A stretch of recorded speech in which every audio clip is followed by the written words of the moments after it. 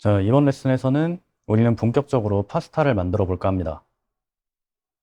파스타를 만드는데 필요한 도구부터 도우 레시피까지 하나하나씩 꼼꼼하게 짚어볼 예정입니다.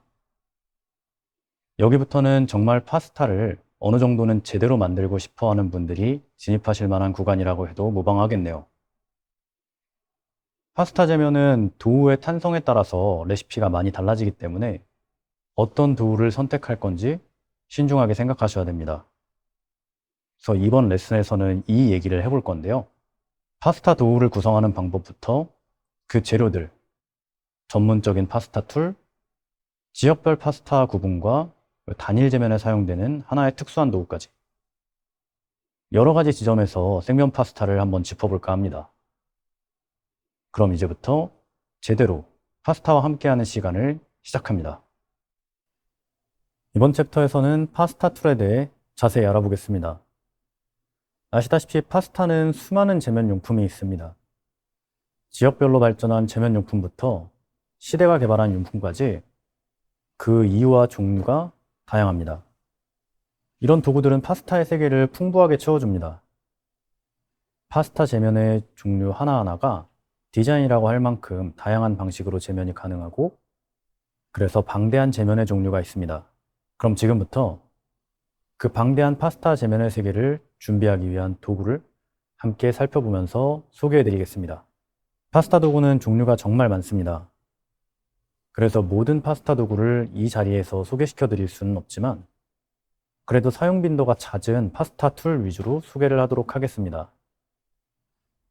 자, 첫 번째 도구는 나이프와 롤링핀입니다. 이 두 가지가 모든 파스타의 기본이 되는 도구인데요. 사실 다른 파스타 도구들이 없더라도 이 두 가지 파스타 도구만 있으면 파스타는 일단 제작이 가능합니다. 전통적인 파스타를 살펴보면 롤러 타입의 머신이 없던 시절에는 롤링핀, 그러니까 이탈리아어로 마타렐로를 사용해서 반죽을 얇게 펴서 나이프로 이제 파스타를 자르는 형태로 파스타를 만들었습니다. 그래서 아직도 이탈리아 시골에는 길이가 굉장히 다양한 마타렐로를 가지고 파스타를 만드는 할머니나 어머님들을 심심치 않게 볼 수 있습니다. 지금도 파스타를 만들 때 도우 핸들링이나 아띠장 파스타를 제작하기 위해서 나이프와 마타렐로는 필수 도구로 사용되고 있습니다. 그리고 두 번째는 당연하게도 파스타 머신입니다. 파스타 머신은 원래 두 개의 롤러에 손잡이를 달아서 만들어진 정말 조약한 기계 장치에서 출발을 하는데요. 이 초기형 파스타 머신은 근대 이전에 그 초기 형태가 주물로 만들어져서 생산되었으나 디테일이 많이 부족했고, 본격적으로 만들어지기 시작한 건 공업이라는 단어를 사용할 수 있는 근대부터라고 생각합니다. 근데 이 조약한 기계 장치가 파스타 생산 속도를 엄청나게 단축시켜주는 위대한 발명이었어요. 현재는 생면 파스타 제작을 위해서 꼭 갖춰야 할 도구 1순위로 자리 잡았습니다. 이 머신을 시작으로 파스타를 대량으로 생산하는 압출식 머신까지 쭉 이어지거든요. 그리고 이 머신을 보시면 머신 뒤쪽으로 다른 롤러가 끼워져 있는데요. 이 롤러는 파스타 커터입니다. 이처럼 파스타 머신과 결합되어 있거나 어태치먼트로 나오는 커터들은 파스타 생산을 훨씬 간편하고 균일하게 만들어줍니다. 여기서 머신의 최대 장점이 나왔네요. 머신의 최대 장점은 균일함과 빠른 생산, 이 두 가지입니다. 이렇게 어태치먼트를 바꿔주는 것만으로도 다양한 파스타 생산이 가능하고 쉽게 재면할 수 있습니다. 세 번째는 파스타 휠입니다. 파스타 휠은 파스타 나이프와 같은 역할을 합니다. 다만 나이프보다 훨씬 가볍고 다루기가 편하고 빠른 작업이 가능하죠. 그리고 나이프에는 없는 형태의 커팅이 가능합니다. 보통 덴타타와 리스치아라고 구분되는데, 파스타 커터 날이 지그재그 형태인 것과 일자인 것을 구분합니다. 이렇게 커터 날 형태의 구분을 둬서 여러 가지 커팅이 가능합니다. 그리고 파스타 커터의 파생형인 리골라블 파스타 커터가 있습니다. 리골라블 파스타 커터는 하나의 손잡이에 날이 여러 개 달려있는 커터입니다. 주로 시트를 접어 만드는 파스타를 재면할 때 쓰거나 넓은 면을 재면할 때 사용합니다. 제가 오늘 보여드릴 종류는 두 가지입니다. 지금 제가 손에 들고 있는 제품은 손잡이 하나에 날이 여러 가지 달린 제품으로 안정성이 좋아서 좀 많이 쓰이는 도구고요.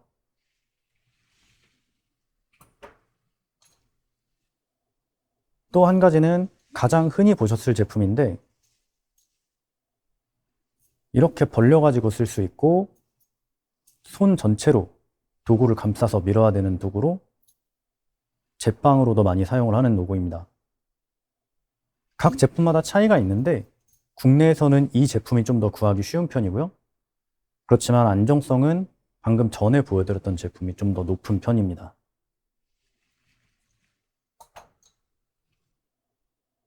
그리고 다음 도구는 파스타 타볼라, 파스타 보드 혹은 뇨끼 보드라 불리는 보드 제품군입니다.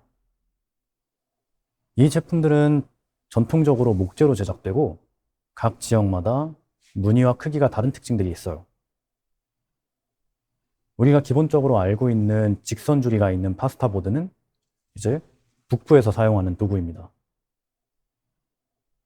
사실 이 도구는 이탈리아 어느 지방에서나 대중적으로 사용했지만 이 제품을 주력으로 파스타를 만들었던 지역들이 뇨끼가 많이 만들어진 지역인 아브루쪼나 베네토 그리고 트렌티노 알토 아디제 지역이기 때문에 그쪽 지방에서 많이 사용하는 도구라고 얘기를 하겠습니다. 그리고 보시면 사르데냐의 말로레도스 보드, 그리고 칼라브리아나 캄파니아 지방에서 많이 사용하는 카바롤라 보드가 대표적입니다. 이 도구들을 보시면 사실 무늬랑 크기만 다 다르고 비슷비슷하게 생겼죠. 이 무늬랑 파스타의 크기 차이로 파스타의 명칭과 지역성이 결정된다고 보시면 됩니다. 자, 이제 이런 제품의 파생으로는 이탈리아어로 빛을 뜻하는 이름의 가르가넬리 페티네가 있습니다.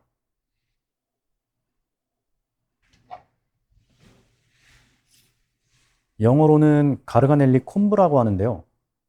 그 에밀리아 로마냐 지역에서 만들어져서 사용되고 가르가넬리란 파스타 전용으로 사용되는 도구입니다.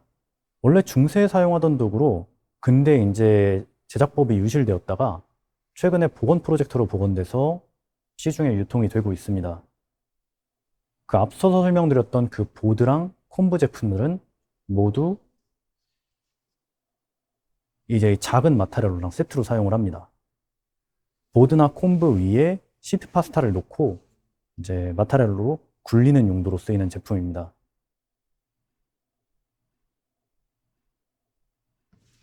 이제 보시면 마타렐로 두께에 따라서 볼륨이 다른 파스타가 만들어져서 이제 원하는 두께의 마타렐로를 선택해서 사용하시면은 조금 더 본인이 원하는 파스타에 가까운 파스타를 만들 수 있게 됩니다.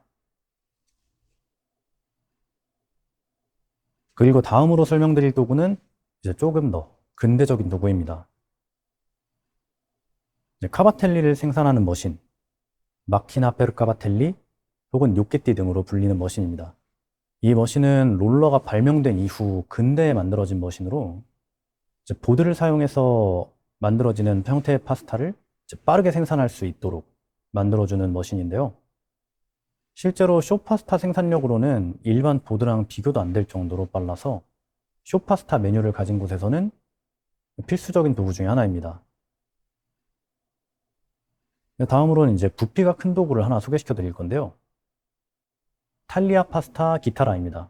용어 설명을 하나 하자면 탈리아 파스타가 파스타 커터를 이제 이야기하는 이탈리아어입니다. 그래서 기타라 파스타를 자르는 칼이다 라고 해서 탈리아 파스타 기타라입니다.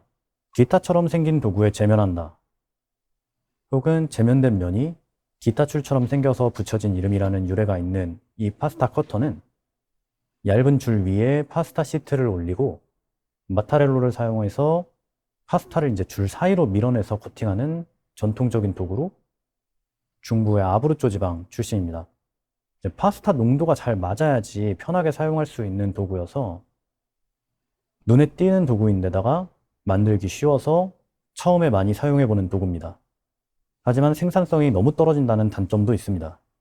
다음으로는 파스타 페레토. 파스타 막대기라는 이름을 가진 이 도구는 남부인 캄파니아에서 유래된 도구인데요. 원래 이 도구는 털실을 짜기 위한 도구였다고 합니다. 작업 프로세스는 긴 파스타 면을 막대기에 감아서 밀어서 제면하는 방식으로 파스타를 만듭니다. 길게 성형한 파스타 위에 페레토를 놓고 굴려서 만드는 파스타인 푸실리 알 페레토나 파스타를 대각선으로 놓고 이제 굴리는 마케로니 알 페레토를 만드는 데 사용하고, 형태는 이렇게 플랫한 형태, 이렇게 스크류가 달린 형태, 이렇게 두 가지로 구분됩니다.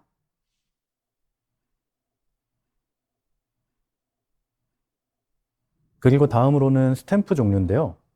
여기서는 대표적인 스탬프인 코르제티 스탬프를 먼저 소개하겠습니다.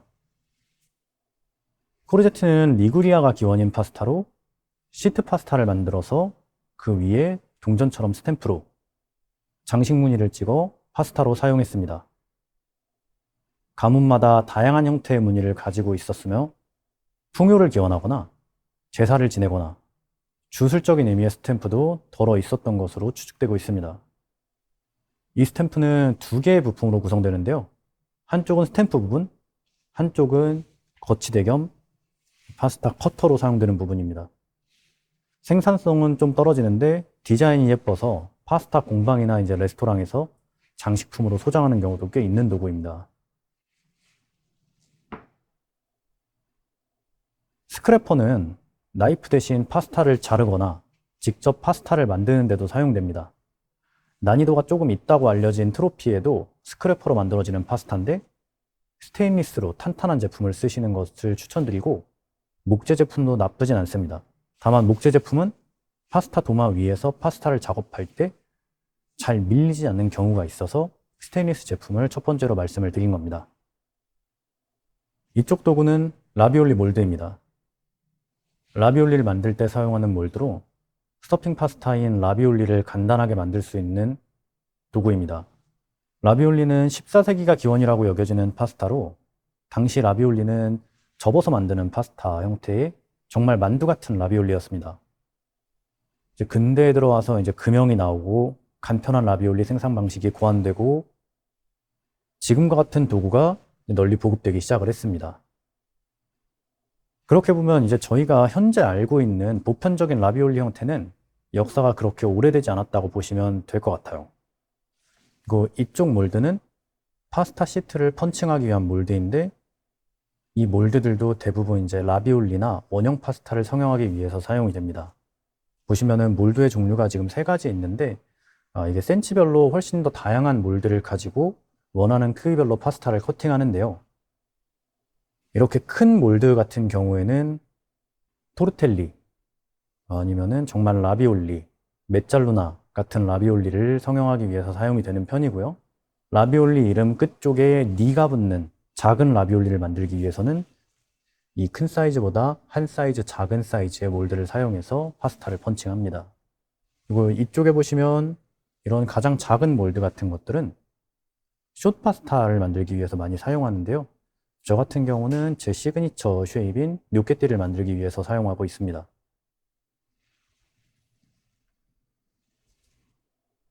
생각보다 도구들이 꽤 많죠? 저희 이 레슨에서 이거 다 사용해 볼 겁니다. 하나씩 만들다 보면 생각보다 금방 보여드릴 수 있을 테니까 한번 서둘러 보도록 하겠습니다. 여기까지 이번 레슨에서 저희가 함께 사용해 볼 파스타 도구를 설명드렸습니다.